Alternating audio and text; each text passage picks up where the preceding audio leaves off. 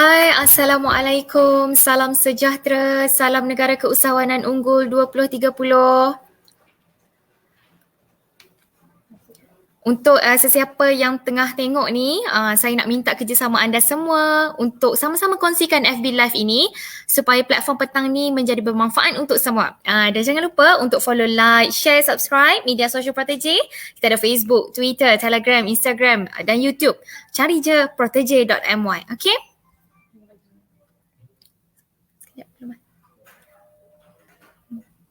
Okay. Assalamualaikum, salam sejahtera, salam Negara Keusahawanan Unggul 2030.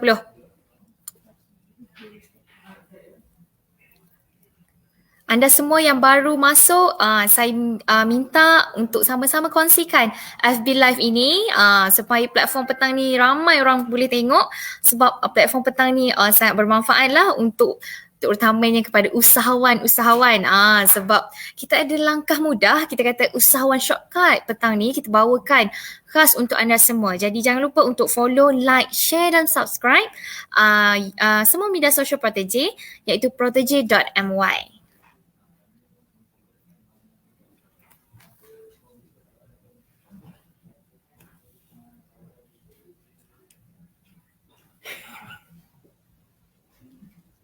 Okay, anda semua? Anda dah ready ke? Panel kita sedang menunggu. Dia pun berkobar-kobar. Beliau merupakan seorang yang istimewa. Kita bawakan khas untuk anda semua. Jadi jangan lepaskan peluang ini. Dan saya nak ingatkan untuk para penonton semua boleh follow, like, share dan subscribe kita punya media sosial iaitu protege.my. Jangan lupa tau. Okay? Stay tune. Kita ada sejam untuk anda, khusus untuk anda. Tajuk yang kita bawakan hari ini sangat menarik, khususnya untuk orang yang berminat nak jadi usahawan tapi dengan cara shortcut. Macam mana tu? Menjadi kita akan rungkaikan menjadi persoalan yang menarik untuk kita kongsikan dalam perbincangan pada hari ini, pada petang ini. Jadi jangan lupa untuk share ramai-ramai dan ajak kawan-kawan yang berminat untuk jadi usahawan tu. Boleh di sinilah tempatnya untuk anda kira mungkin first step ataupun timba ilmu. Saya kira anda dah bersedia.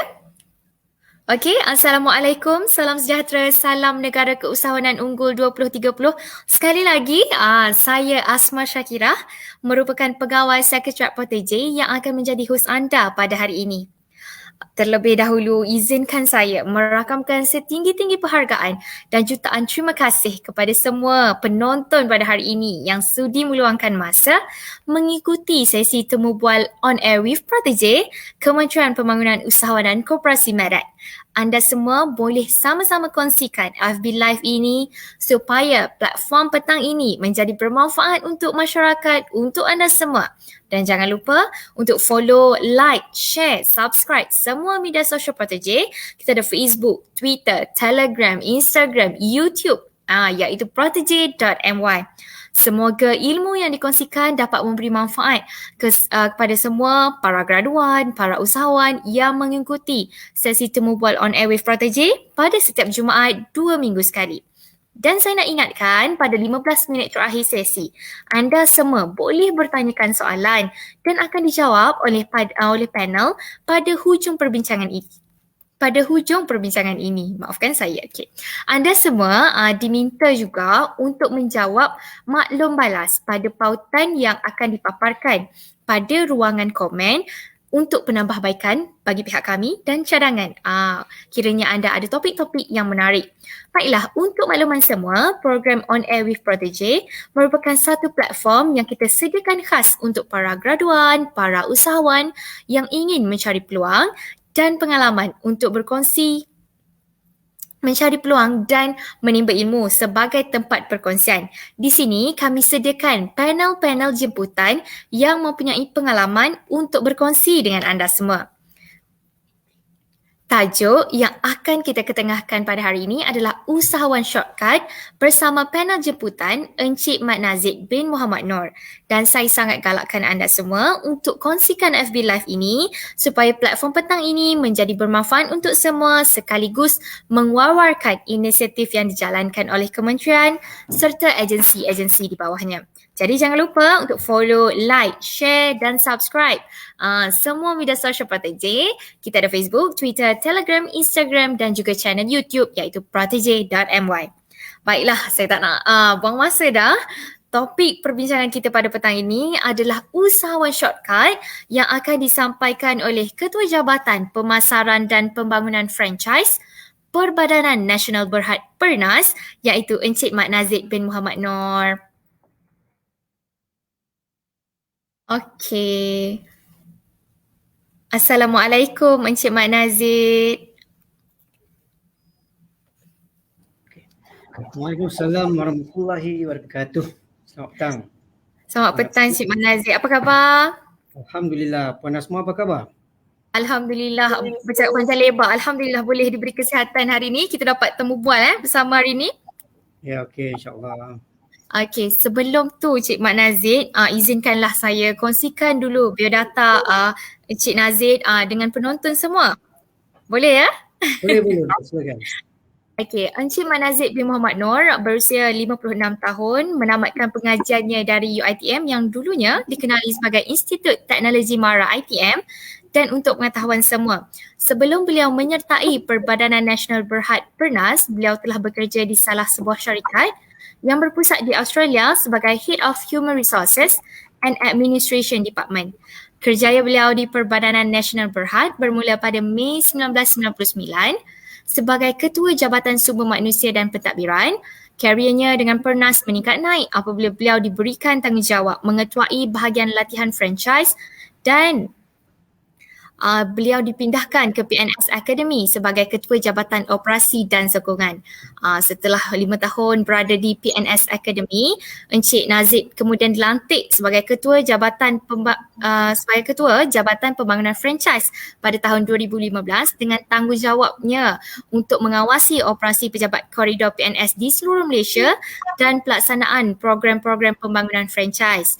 Pada tahun 2019, beliau telah diberikan tanggungjawab untuk memimpin Jabatan Pemasaran dan Pembangunan Franchise Pernas sehingga kini. Oleh itu, Encik Nazid merupakan orang yang berpengalaman untuk berbicara tentang usahawan shortcut kerana pengalaman beliau dalam mengatur strategi pembangunan franchise di Pernas tidaklah dapat kita nafikan lagi. Jadi sekali lagi, Assalamualaikum Encik Nazid. Waalaikumsalam warahmatullahi wabarakatuh. Alhamdulillah, harap Encik Nazid dan penonton stay safe kerana kita masih lagi dalam keadaan MCO. Tapi yalah, keadaan ni perlulah kita normalisasikan dengan norma baru ya, supaya kita dapat menjalankan kehidupan kita.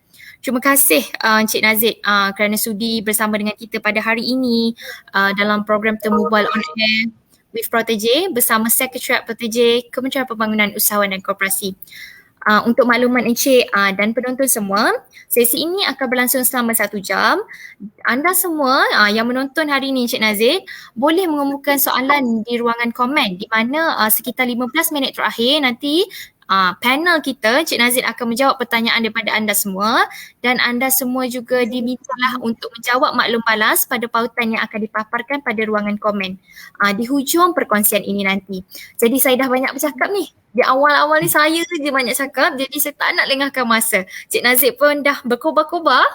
Saya kira tak sabar untuk berkongsi dengan penonton kita pada hari ini. Mari kita mulakan Cik Nazid dengan usahawan shortcut daripada Pernas. Dipersilakan. Terima kasih Puan Asma Shakira. Terlebih dahulu saya ingin mengucapkan jutaan terima kasih kepada Puan dan juga pihak Protege kerana menjemput Pernas untuk berkongsi bukan nak mengajar tapi untuk berkongsi pengalaman kami pada sesi kali inilah. Tajuk yang diberi adalah usahawan shortcut. So let me share dulu dia punya slide ya.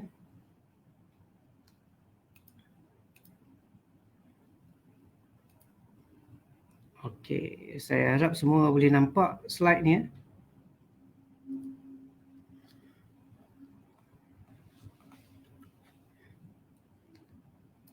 Sorry.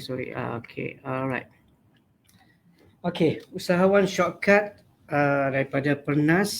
Kita mulakan dengan slide pertama.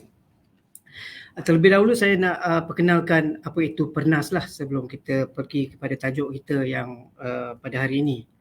So, Perbadanan Nasional Berhad dahulunya pada 1969 dikenali sebagai Pernas.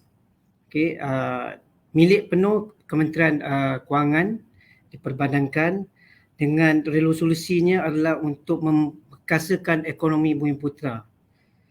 Pada ketika itu kita ada banyak syarikat lah yang besar-besar lah yang daripada sektor perniagaan, insurans, pembinaan, perlumbungan, perhotelan.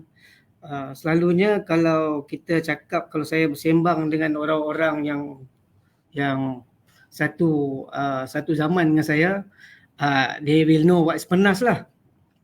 So pada tahun 1996, management buyout, MBO. So kita telah maka lahirlah PNS pada ketika itu. Perbadanan Nasional Berhad masih ada. So objektifnya kami telah diberi mandat oleh kerajaan untuk membangunkan usahawan Bumiputera kelas menengah melalui pelaburan dan pembiayaan equity. So ada a few aktiviti utama di sana macam pelaburan mezzanine, pembiayaan equity, perkongsian pintar, smart partnership dan juga pembiayaan pelaburan. So ada beberapa syarikat yang telah PNS labur dan telah berjaya disenaraikan di Bursa Saham KL. So pada 2004, Perbadanan Nasional Berhad, pada ketika itu kita punya akronim masih lagi PNS, telah diberi mandat ataupun telah ditambahkan mandatnya. Maksudnya sini selain daripada aktiviti pelaburan mezzanine, pembiayaan equity, perkongsian pintar dan juga pembiayaan pelaburan, so aktiviti tambahan telah diberi kepada PNS oleh kerajaan. Iaitu di mana PNS telah diberi mandat untuk menerajui pelaksanaan program pembangunan franchise di Malaysia. So di antara aktiviti ataupun program-program PNS adalah pembiayaan franchise, program pembangunan usahawan franchise, pelaburan equity franchise, program latihan kesedaran, promosi, R&D dan juga pelaburan hartanah komersial. So kalau tengok di bawah ni ada a few companies yang telah dibangunkan oleh PNS, sebagai contohnya MD Putu Bambu, Ani Subtara, Asam Pedas, Jenis Saulat. Okay. So pada tahun ini, pada 21 Jun 2021, kita telah buat penjenamaan semula, rebranding. Dengan logo yang baru, guna pakai balik nama Pernas. Sebabnya kebanyakan orang lah kalau saya pergi, saya katakan PNS, orang nanti confuse. PNB ke, PUNB ke, kan? Kalau pergi PNS, kalau pergi Sabah, dia kata Perpustakaan Negara Sabah. So untuk tidak mengelirukan lagi, jadi kita telah buat penjenamaan semula iaitu Pernas dengan logo yang baru. Okay. Okay. Apakah peranan Pernas? Kita ada peranan-peranan PNS ni, Pernas ni dah lama sangat dengan nama PNS. So peranan PNS ni, of course, kalau kita tengok daripada mula pembangunan franchise, itu adalah mandat yang telah diamanahkan oleh kerajaan kepada Pernas. Dan kita juga ada hartanah di mana kita ada membeli hartanah dan menyewa hartanah tu kepada usahawan-usahawan. Kita ada jaringan perniagaan. And then we also have R&D. Kita ada buat promosi. Kita ada buat pembiayaan. Pembiayaan ni pembiayaan mengenai franchise dan juga non-franchise. Dan juga kita ada buat pelaburan investment. Investment yang macam tadilah, ada equity semua tu. Dan kita ada juga khidmat nasihat. terutamanya untuk khidmat nasihat perniagaan franchise. Okey, produk dan perkhidmatan pernas. Apa yang produk-produk yang orang selalu katalah, so apa yang pernas ada untuk membantu kami usahawan ni?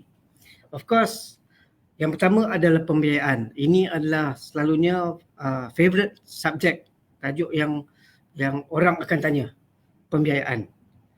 Ya, Pernas ada memberi pembiayaan, iaitu pembiayaan kami adalah berkonsepkan Islam, iaitu konsep tawaruk, di mana saiz pembiayaan daripada sekecil 50,000 sehinggalah 2 juta, dan tempoh pembiayaan ini daripada 5 hingga 10 tahun. Kadar keuntungan, since dia berkonsepkan Islamik, kadar keuntungan dia serendah 4.75% sehinggalah 80%. Untuk skim-skim ni yang ada di bawah pembiayaan ni, kita ada skim pembiayaan franchisor, skim pembiayaan franchisee, pra-franchise. Pra-franchise ni kenapa disebut pra-franchise? Sebab nanti saya akan terangkan kenapa disebut pra-franchise, tidak boleh disebut franchise. Dan juga franchisee induk. Begitu juga skim yang terbaru adalah skim pembiayaan licensor dan juga licensee. Untuk dia punya margin pembiayaan adalah sehingga 70%. Okay. And then dia punya size dia sehingga 2 juta. Untuk equity, kalau kita tengok untuk nombor 2 tu equity, size pelaburan dia minimum 2 juta. Maximum of course we have kita adalah sehingga berpuluh juta. Okay. Tempoh kita buat pelaburan ni sehingga 5 tahun. Kita akan memegang equity dalam sesuatu syarikat jika kita ambil pegang saham equity ni sehingga 49% saja. Maksudnya kita tidak akan menjadi majority shareholder lah.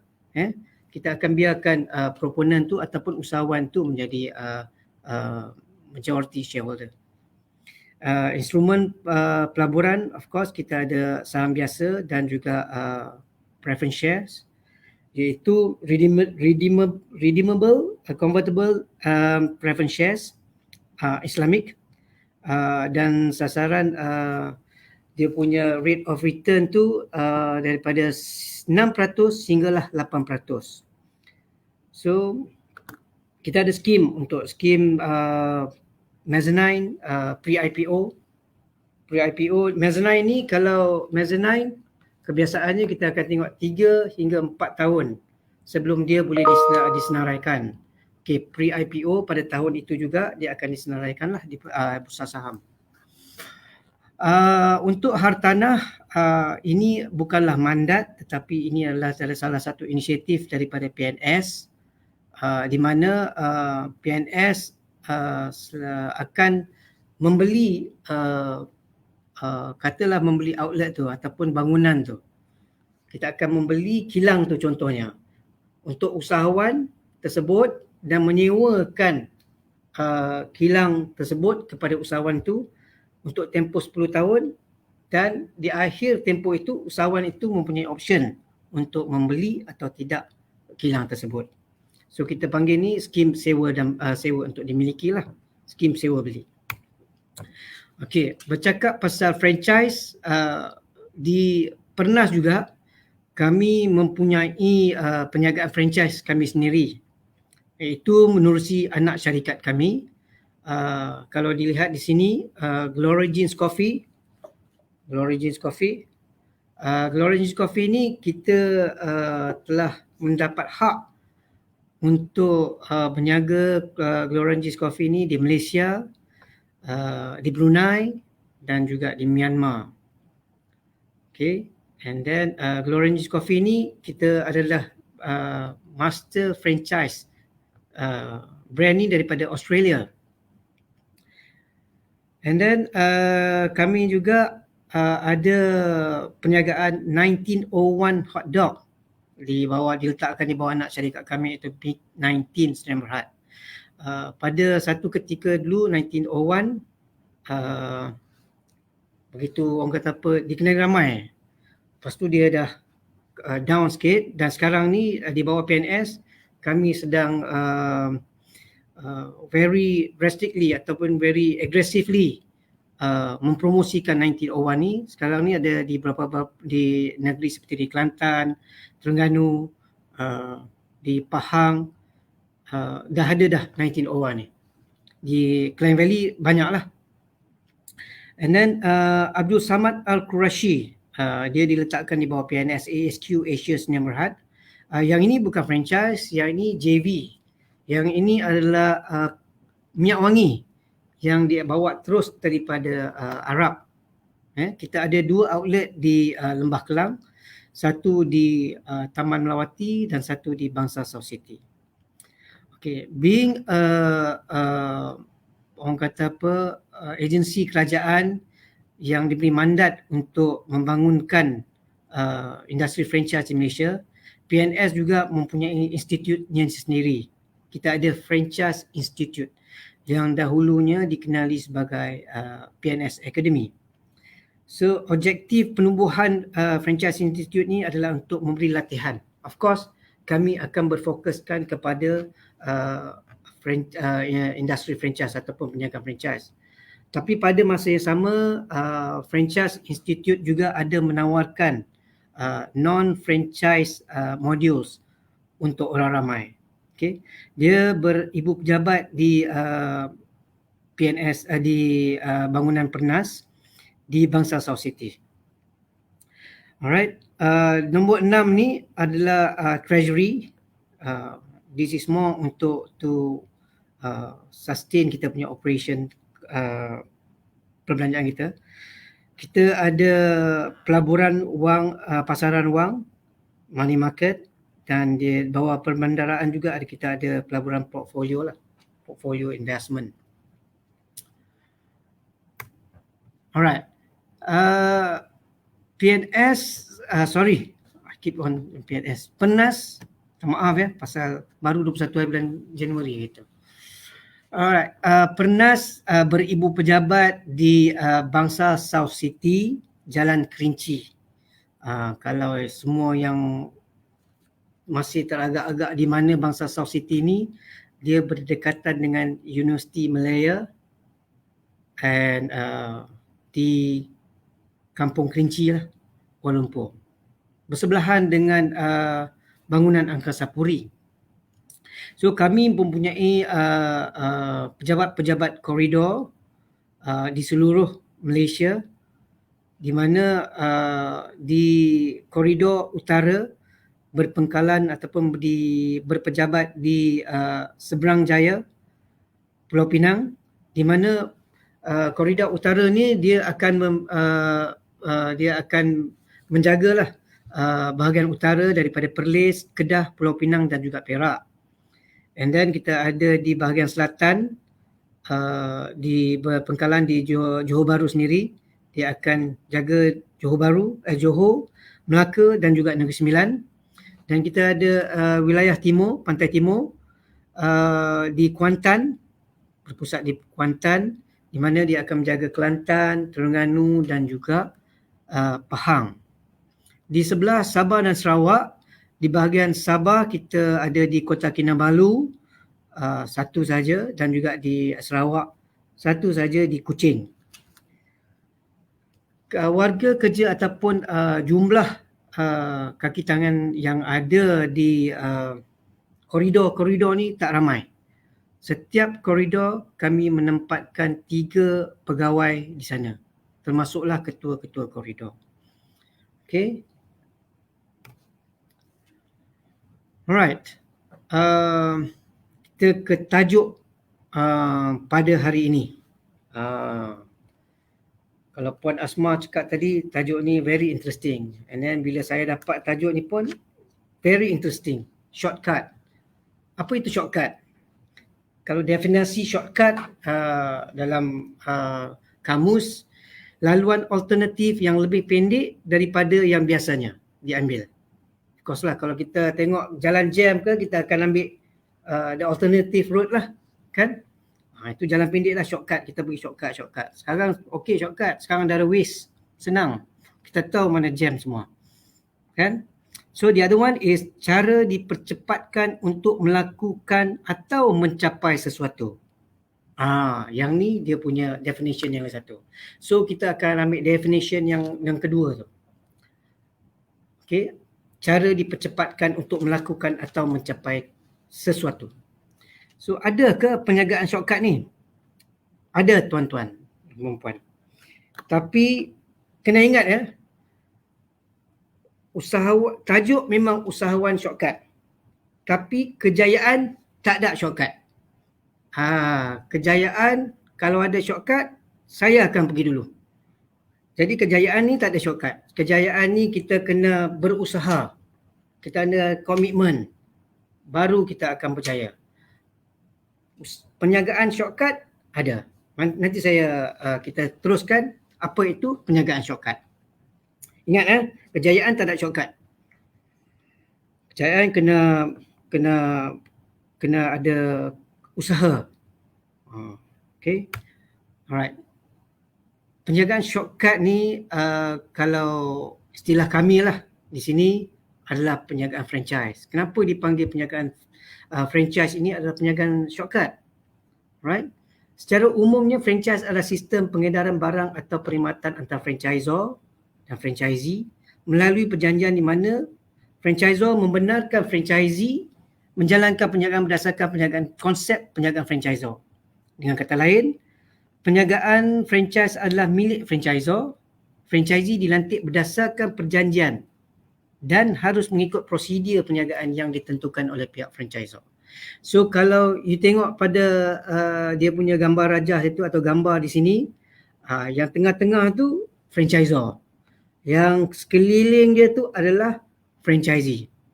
Okay, kalau di Pernas ni, kami akan cakap lah, tengah-tengah tu mak bapak dia, keliling tu anak-anak dia. Anak-anak dia tu franchisee. Okay, yang tu cara mudah lah.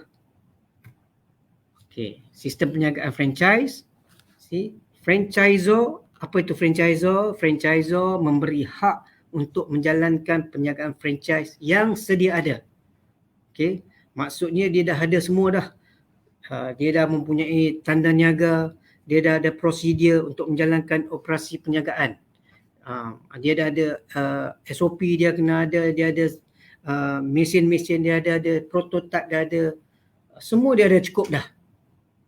Jadi kita franchisee ni dia kopi dia tak ada pengalaman tak apa. Macam saya ni. Saya tak ada pengalaman tapi saya nak menjaga. So saya akan pergi jumpa franchisor lah untuk ambil jenama dia, menjaga mengikut apa yang dia dah buat. Dia ada manual operasi, manual latihan semua. So saya punya tanggungjawab adalah membuat bayaran fee dia. Okay, dia ada package lah.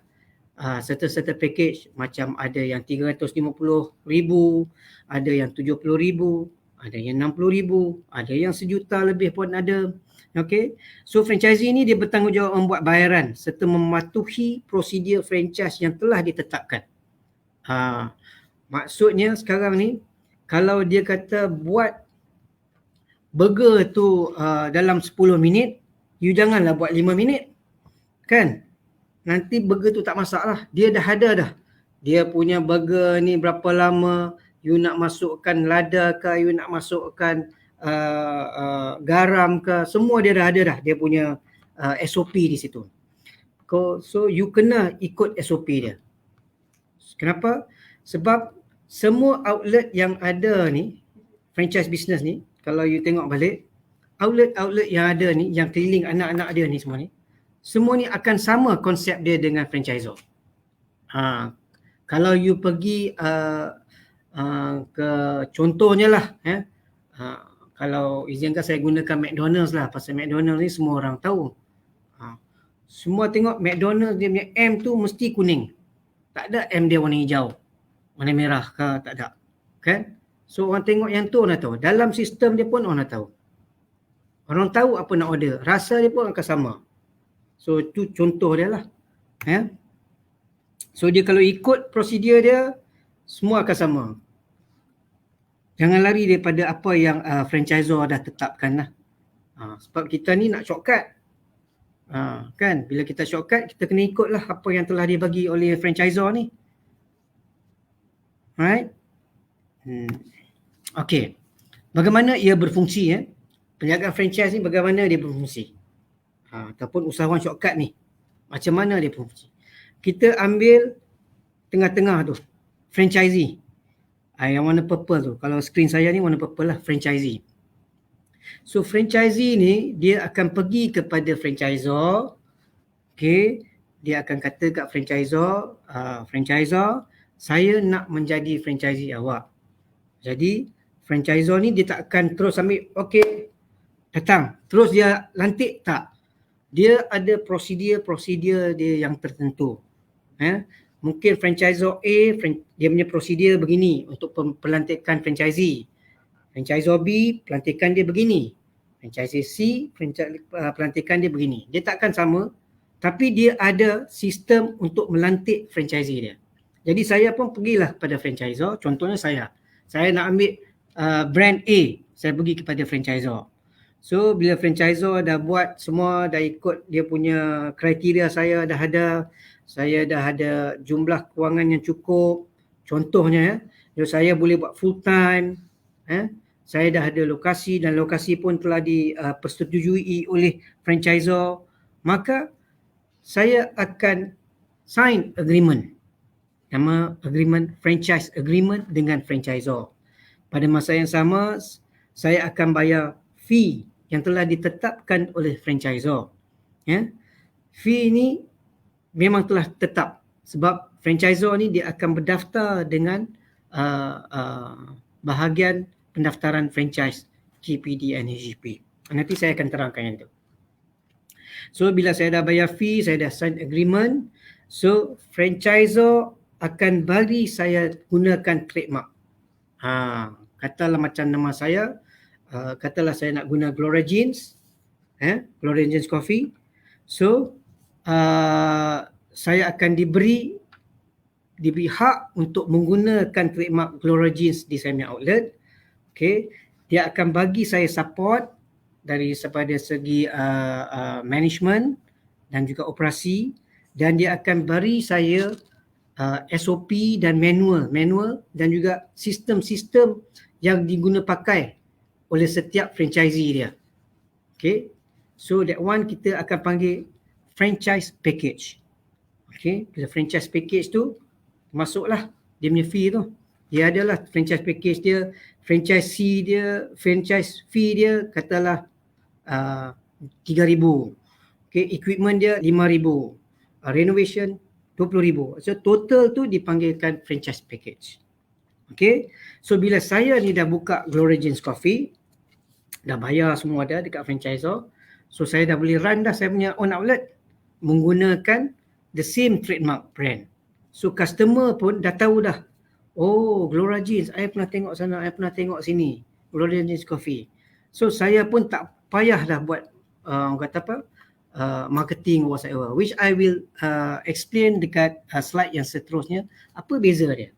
Okay, so dengan support daripada franchisor, dengan sistem yang ada daripada franchisor, SOP yang telah ditetapkan oleh franchisor, maka saya pun buka lah outlet Gloria Jeans. Okay, dan semua revenue akan pergi kepada saya sebagai franchisee. Saya akan mendapat revenue tu. Okay, daripada sales tu, daripada revenue tu, ada setengah-setengah franchisor yang menetapkan kena bayar royalty ataupun ANP fee, advertisement and promotion fees, okay, sales fees. Dia adalah, bukan semua franchisor, tapi dia nanti ada certain fees yang kita kena bayar kepada franchisor. Kenapa kita kena bayar? Yalah, kita ada guna nama dia.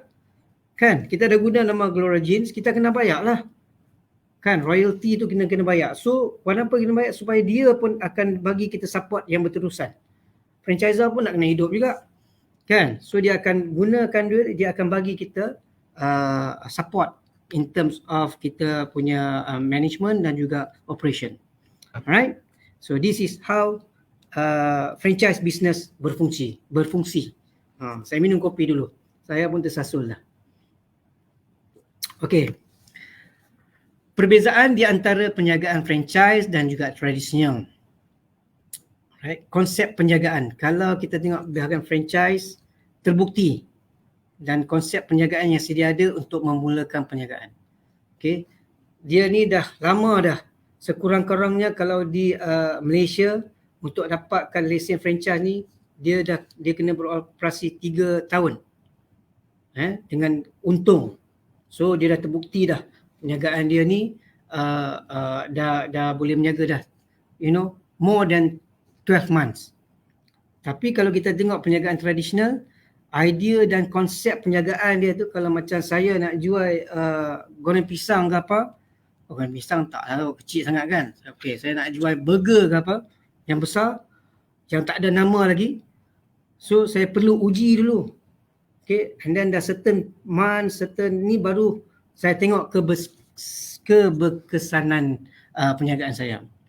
So in terms of promosi dan pemasaran, marketing and promotion, sebahagian besar pemasaran dan promosi dikendalikan oleh franchisor. Kalau kita tengok dalam television pun, dia punya promotion, dia punya promosi ni ada sama aja. So everybody will know that brand. Okay. So ia akan mengurangkan masa dan kos aktiviti promosi sebagai franchisee lah saya ni. So kalau untuk Gloria Jeans ni, Gloria Jeans akan promotekan. Jadi saya ni kurang masa saya dan kos saya untuk buat promotion. Tetapi perlu diingat, sekiranya untuk local promotion, maksudnya kalau di sekeliling ni, andai katalah saya tinggal di Taman Melawati lah contohnya, promosi di kawasan itu saya kena buat lah. Kan, untuk generally franchisor tu buat. Tapi untuk perniagaan tradisional, semua bahan pemasaran perlu dibangunkan daripada awal. So you lah kena buat semua sendiri. Kalau saya nak buka, saya lah kena buat sendiri.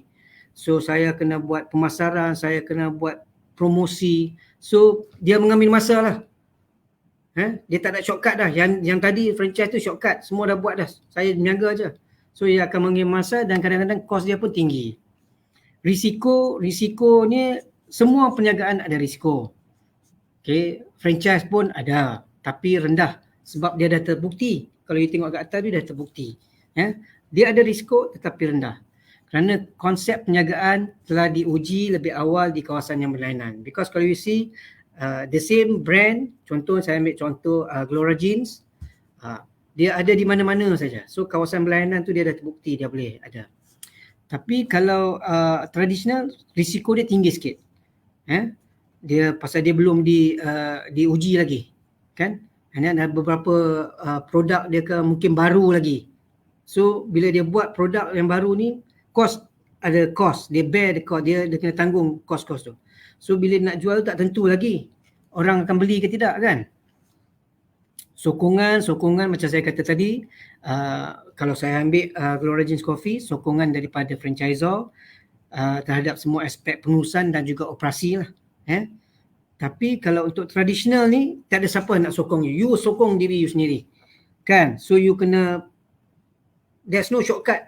No way that you kata, okay, saya dah tahu ni, tak boleh. Unless macam franchise, shortcut. Saya dah ada semua dah, sokongan daripada ni. Saya tahu saya menjaga saja. Okay. Ketersediaan kewangan, meaning financing. So saya punya untuk dapatkan financing tu, kebolehan dapatkan financing ni lebih sikit lah daripada tradisional ni. Sebab apa? Sebab model perniagaan yang saya buat ni sebagai franchisee dah terbukti dah, franchisor dah terbukti. Likewise, macam saya ambil juga Gloria Jeans ni, kan? So bila saya pergi ambil financing dengan Pernas ke apa, so kita dah tahu dah, oh this brand dia dah ada track record, dia ada semua. Tapi kadang-kadang kalau untuk perniagaan tradisional ni, dia bukan saya kata tak boleh, dia sukar sikit lah nak dapat, kan, pasal dia benda banyak sangat, dokumen nak lah, itulah, pasal dia tak there's no proven track record yet, kan. So dia punya customer base pengkalan pelanggan. So untuk franchise business ni semua dah tahu dah. You pergi Starbucks ke, you pergi Gloria Jeans, everybody know. So dia dah ada customer base dia. Tapi kalau saya baru nak buka burger Nazid, orang tanya siapa lah Nazid ni, sedap ke tak sedap kan? So customer base saya tu tak ada lagi. Not like macam Gloria Jeans, Starbucks, semua dah ada customer base. So senang. So saya tak, macam tadilah saya kata promosi tu saya tak buat dah, memang dah ada siap dah. So untuk inovasi produk dan perkhidmatan, okay, franchisor ni throughout the time tu dia akan buat inovasi dari segi dia punya produk. Okay. Kadang-kadang kita tengok dia akan keluarkan menu yang ini, special menu kan. So dia ni cost ni akan ditanggung oleh franchisor, bukan franchisee. So all this innovation yang dia buat ni semua, R&D dia semua ni akan ditanggung oleh franchisor. Saya sebagai franchisee, saya ambil saja. Cost saya tak tanggung. Cost R&D semua saya tak tanggung. Innovation cost saya tak tanggung. Franchisor yang tanggung. Ya. Tapi kalau perniagaan tradisional ni, dia kena tanggung sendirilah. R&D dia kena, macam saya nak buat katalah apa orang kata, lepak pisang ke apa kan. Lepak pisang ni letak, instead of letak kelapa, saya letak keju. Kan. Tapi untung tak untung, berkesan tak berkesan, saya kena tanggung sendiri. So ini perbezaan perniagaan franchise dan juga perniagaan tradisional. So kalau kita tengok daripada sini, this is what usahawan shortcut lah. So dia dah buat semua yang akan, dia just continue, dia just akan orang kata apa, buka perniagaan tu dah ada dah semua dah. Tak payah fikir lah, tak payah duk fikir lah apa nak buat, lepas ni apa nak buat. Semua dah akan diberi oleh franchisor. Okay. Yang ni sebahagian perniagaan franchisor yang ada di kat Malaysia ni. Kalau tengok macam international brand, Starbucks, 7E, Max Monkey, Gloria Jeans Coffee, promote lah sikit ya, pasal penas punya Gloria Jeans Coffee ni. Kumon, Anytime Fitness ni 24 jam you boleh pergi gym. Okay, McD, siapa tak kenal McD. Okay, untuk jenama franchise tempatan ni, Mary Brown, macam Secret Recipe, Old Town, Ranu, Smart Reader. So kalau kita tengok sini ya, tuan-tuan, puan-puan, bukan saja perniagaan F&B boleh di-franchisekan. Selain F&B pun boleh di-franchisekan. Kan? Global Art dilukis ni. Laundry bar, laundry services pun boleh di-franchisekan. So anything about franchise, okay, apa-apa yang boleh di sistemkan adalah franchise. Franchise is all about system. Okay, apart from brand, it's all about system. If you can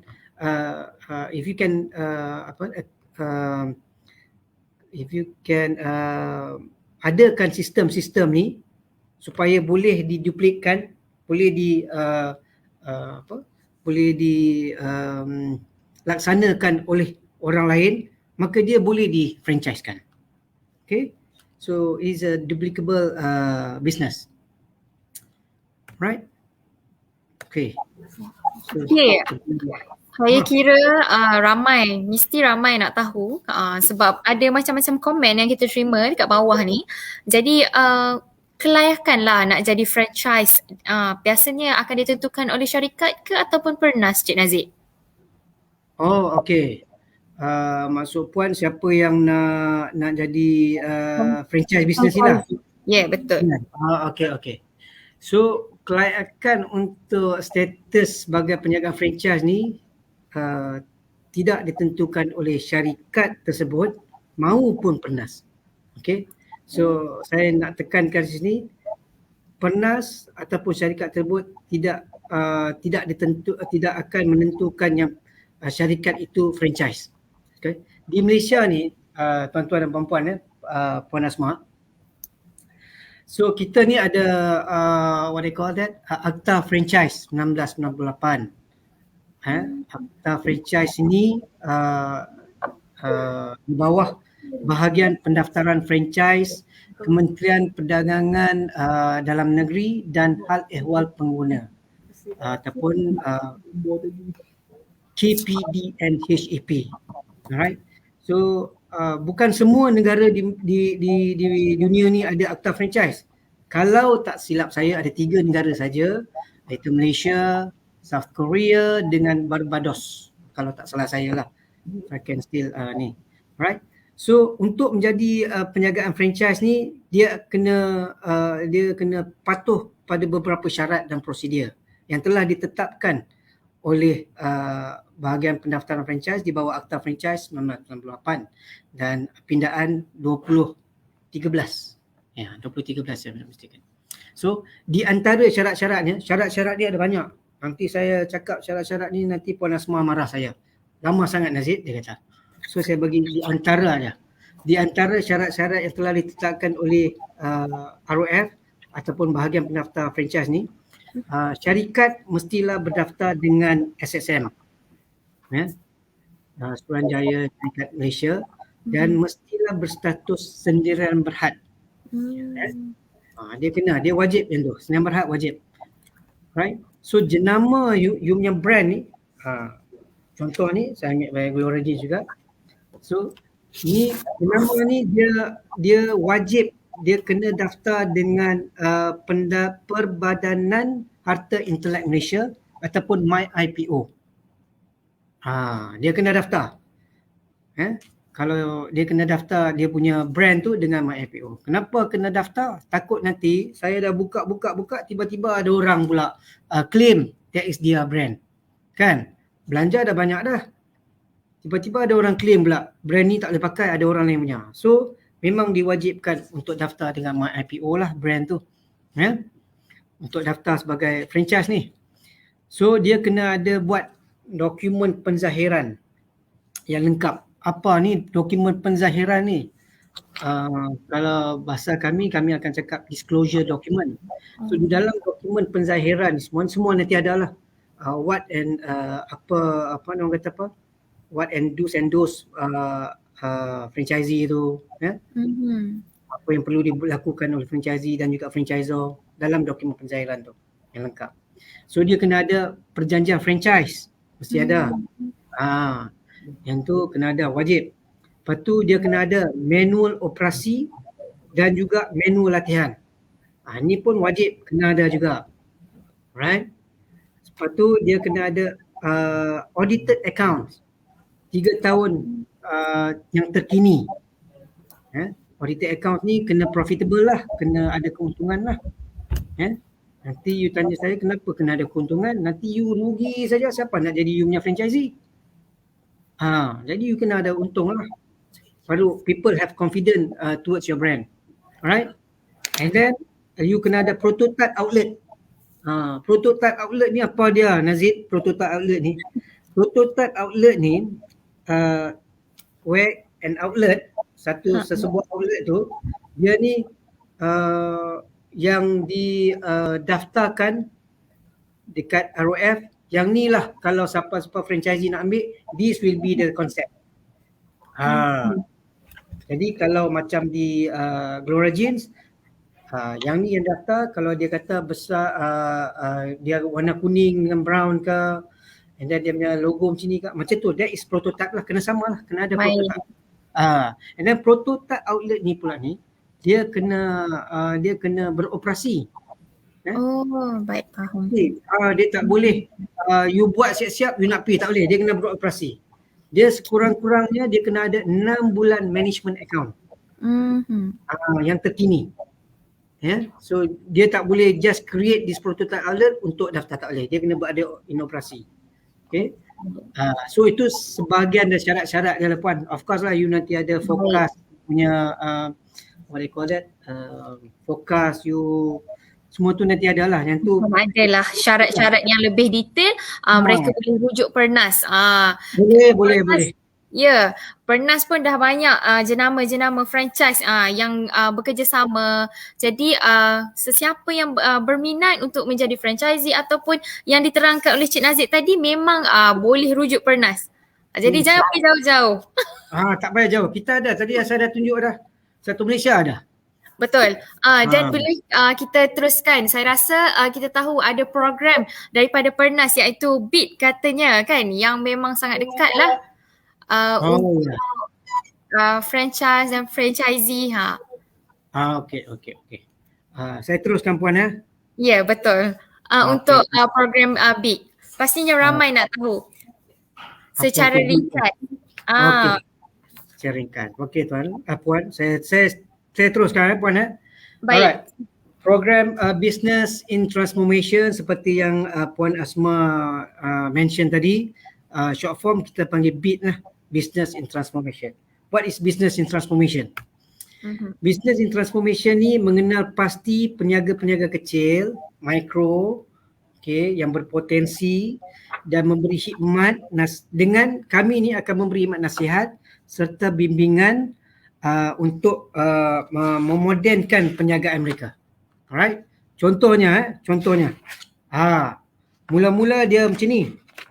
Mula-mula dia macam tu ya. Dia kat tepi jalan, dan dia pun tak steady lah dengan kayu dia, nampak dia punya what they call it, warung dia ni. So kita nak bagi dia jadi modernkan dia punya stall dia ni. Supaya apa? Supaya dia dapat menjana lebih pendapatan dan dapat orang lain pun dapat ambil dia punya brand ni. Basically macam franchise jugalah. Kalau macam you tengok kat bawah ni kan, kalau you tengok tradisional dengan moden ni, takkan saya nak pergi ambil buat tradisional tu macam tu. Saya nak kena bayar 25,000. Jadi PNS akan memberi nasihat, bimbingan untuk memodenkan perniagaannya. Contohnya daripada tradisional ke moden tu lah. Kalau tuan-tuan dan puan-puan boleh tengok gambar tu. Daripada dia punya ada what they call it, kemah tu kan. And then kita build, kalau tengok kat bawah tu MD Putu Bambu, kita build dia punya outlet tu jadi lebih cantik, menarik, supaya orang ramai pun tengok, oh saya nak ni menjaga lah. Tapi kalau you pergi tengok tradisional tu, siapa nak ambil kan? Mereka pun was-was jugalah. So kalau ada yang cantik dan moden sikit, mungkin dia akan berminat. Kan? Macam mana dia nak menjanakan pendapatan dia bila saya ni dan memodenkan saya punya perniagaan ni. Bila saya dah modernkan, saya ada baru satu je outlet. Kan saya dah modernkan cantik, tiba-tiba datang kawan-kawan saya tengok, saya nak ambil you punya ni sebagai ni lah, franchise. Boleh ke? Jadi di sana saya dah boleh menjana dah pendapatan saya daripada segi outlet tu dan juga raw material yang saya akan bagi pada orang. Konsep dia macam franchise juga. Tapi this is BIT, BIT, Business in Transformation. Baik. Kita tak boleh bagi franchise lagi puan kan, pasal tadi kita tak register lagi macam saya kata tadi tu. Betul. Jadi kita panggil dia pra-franchise. Pra-franchise. Jadi pastinya Pernas juga ada menyediakan aktiviti promosi. Ada puan. Kan? Sebab kita hampir kesuntukan masa, Cik Nazib. Bolehkah kita ke promosi? Express, okay. Alright. So yang ni kriteria lah pra-franchisor BIT. Okay, dia of course dia kena syariah compliance because kita ni berdaftar dengan SSM, sekurang-kurangnya enterprise, tak perlu Sdn Bhd. So jenama dia kena daftar dengan IPO juga. Alright. Perniagaan dia menguntungkan ni very subjektif. 100, 200 pun menguntungkan. Mempunyai sekurang-kurangnya satu outlet yang telah beroperasi 12 bulan So package perniagaan tidak melebihi 25,000. Apa tu package perniagaan? Macam franchise juga, tapi franchise dia boleh ke 350,000, 100 juta, 700,000 kan. Tapi yang ni dia tak boleh lebih 25,000. So Pernas akan, pegawai-pegawai Pernas akan membimbing dia macam mana nak buatkan 25,000 ni lah. Alright. So of course pemilik ni kenalah berumur 21 ke atas dan tidak diisytiharkan muflis. Nak masuk BIT ni puan percuma. Oh, Tak ada percuma. bayaran. Tak ada bayaran. Wah. Alright, and then kita ada bagi kemudahan pembiayaan untuk PIT pra-franchisor, begitu juga dengan BIT pra-franchisee. Untuk pra-franchisor sehingga 500,000 dan untuk pra-franchisee sehingga 25,000 berdasarkan package tadi. Pembiayaan sehingga 90% dan kadar keuntungan 4.75% setahun. Kos Islamic tawaruk dan jangka masa dua-dua sama sehingga 5 tahun. Ya. Tapi kita tengok package ni kecil, kita tak akan bagi sampai 5 tahun lah pasal dia punya ROI. Okey, sehingga kini, sehingga 25 Jun 2021 kita telah ada 137 jenama. Okey, kita ada di seluruh negeri kecuali di Labuan. Kecuali di Labuan. Labuan. Baiklah. Ya. Saya kira kita boleh masuk ke soalan penonton sebab dah banyak sangat nak tanya Nazid ni. Dah banyak sangat kira dia takut saya ke apa ni? sebab ramai banyak soalan daripada graduan-graduan baru yang nak jadi usahawan. So saya kira mungkin sangat dekatlah dengan program BIG dan apa yang disediakan oleh Pernas mungkin rapat lah boleh tolong diorang kira boleh jadi joint venture nak tubuhkan sesuatu bisnes. Jadi ni soalan daripada Najat Jaafar. Tuan Nazid, bagaimana cara memupuk minat menjadi seorang usahawan terutama graduan yang baru saja menamatkan pengajian? Memupuk minat Cik Nazid, macam mana? Saya rasa dengan kalau jadi franchisee atau BIG ni secara automatik kalau ada duit kita boleh ada minat dah. Ke macam mana? Okey. Dia soalan dia pasal tough, saya minum sekejap puan ya. Boleh. Okey. Bagaimana cara memupuk minatnya? Ini pendapat saya sendirilah puan ataupun yang bertanya tu. Pada pendapat saya minat ni dia kena datang sendiri. Dia tak boleh nak you cannot force someone to have minat. Tapi orang kata juga kalau tak buat tak tahu pula kan. Jadi kena buat barulah boleh tahu. Kan? You berminat ataupun tidak berminat. So pada pendapat saya untuk memupuk minat ni you kena buatlah benda-benda yang you suka kan. Benda yang you tahu supaya you boleh orang kata apa, minat lagi tu ada kan, and then benda yang tidak membosankan you kan. Macam yang boleh menjanakan pendapatan. Biasanya lah saya tengok kalau you boleh dapat menjanakan pendapatan lagi banyak, lagi minat tu datang. Betul tu. Lagi sebab kan? Duit. Kalau you tak menjana minat dia, yang you minat dia terus jadi tak minat. Betul. So itulah pendapat saya.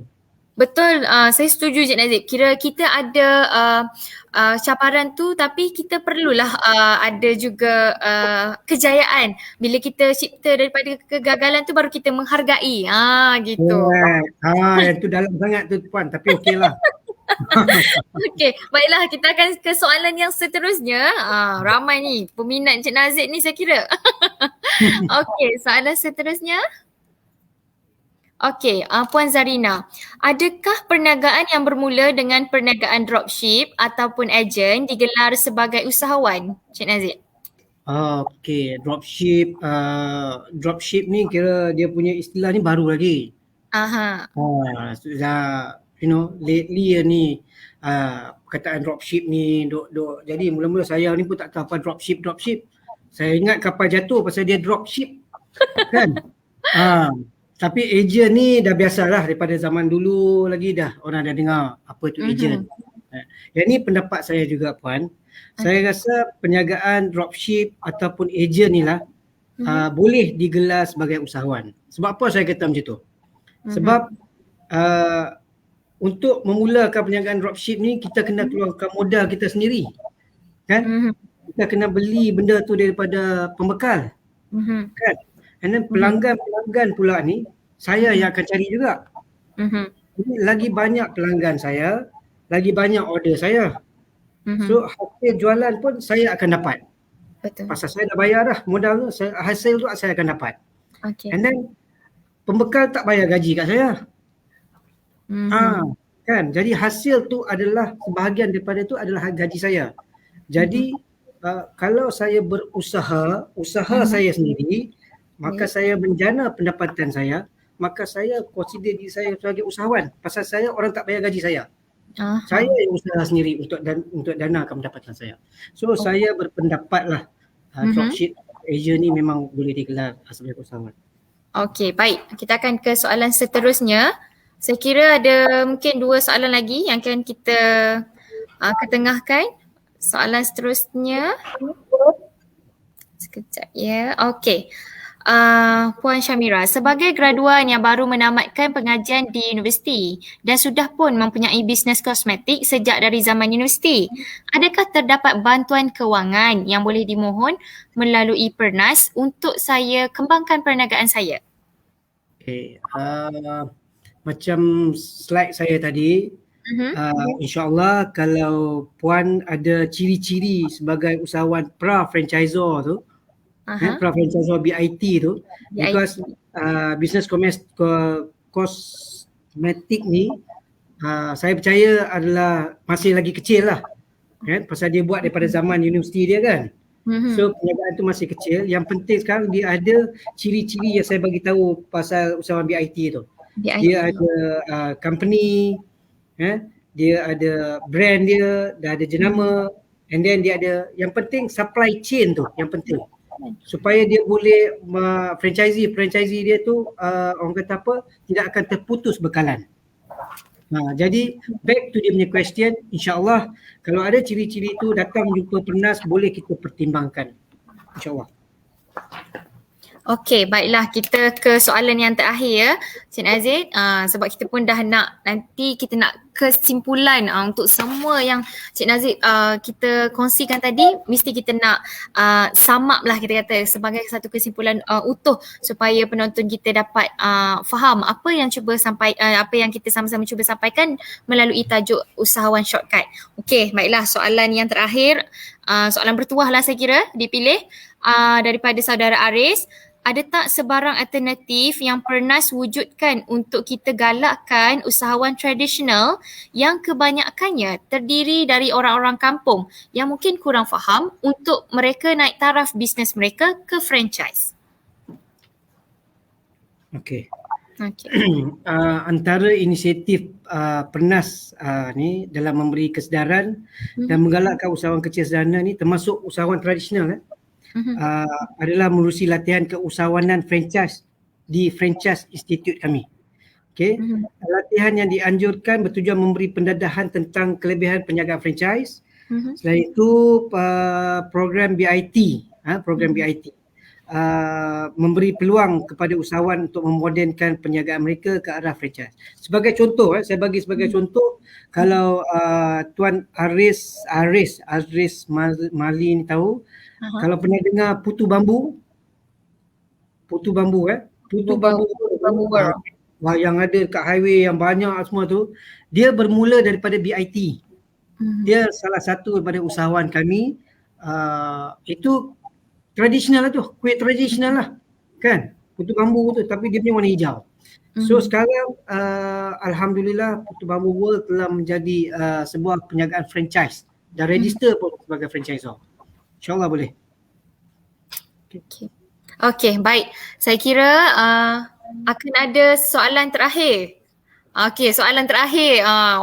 Orang belakang tabir bagi hint. Ada soalan terakhir. Saya rasa ni menarik untuk Cik Nazid jawab. Baik. Salam Tuan Nazid. Selalunya berapa anggaran minimum modal yang diperlukan memulakan perniagaan franchise ini?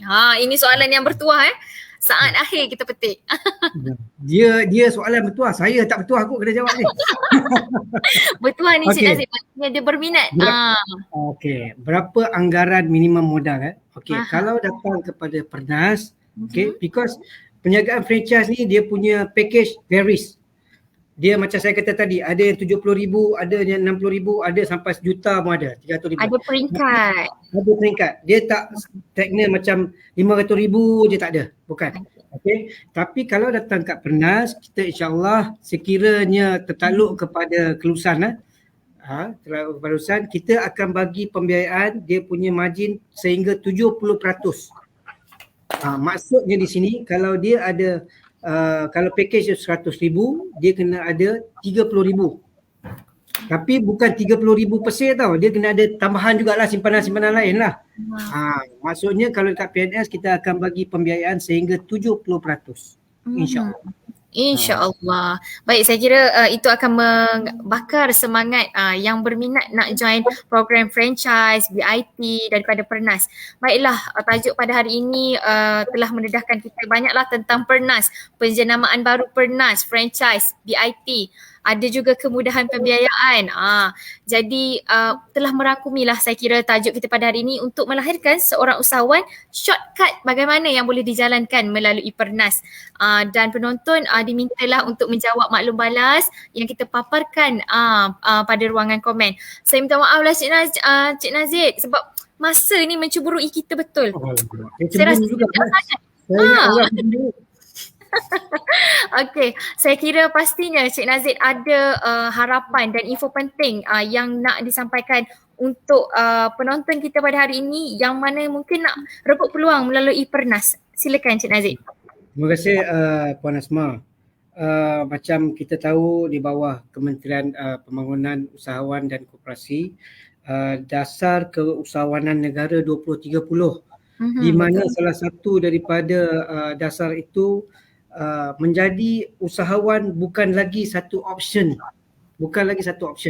Dia adalah satu bidang keutamaan. Okay. Jadi di luar sana termasuk di Pernas kita ada berbagai-bagai bantuan yang diberi oleh kerajaan untuk yang bukan usahawan menceburkan diri menjadi usahawan.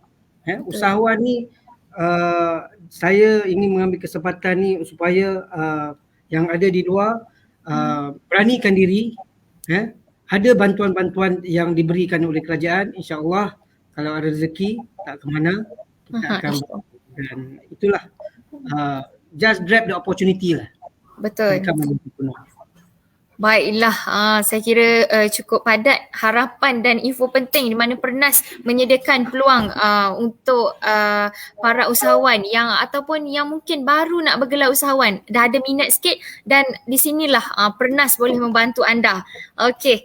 Baiklah, jutaan terima kasih kepada panel jemputan Encik Mat Nazid bin Muhammad Noor. Saya pun nak mengucapkan terima kasih pada pihak Protege menjemput Pernas. Baik. Untuk berkongsi pengalaman ni.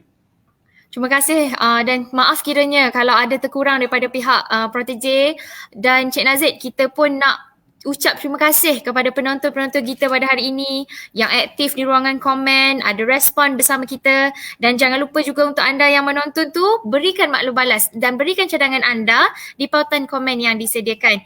Semoga ilmu yang dikongsikan pada hari ini memberi manfaat untuk para graduan, para usahawan yang nak meningkatkan pembangunan diri mereka.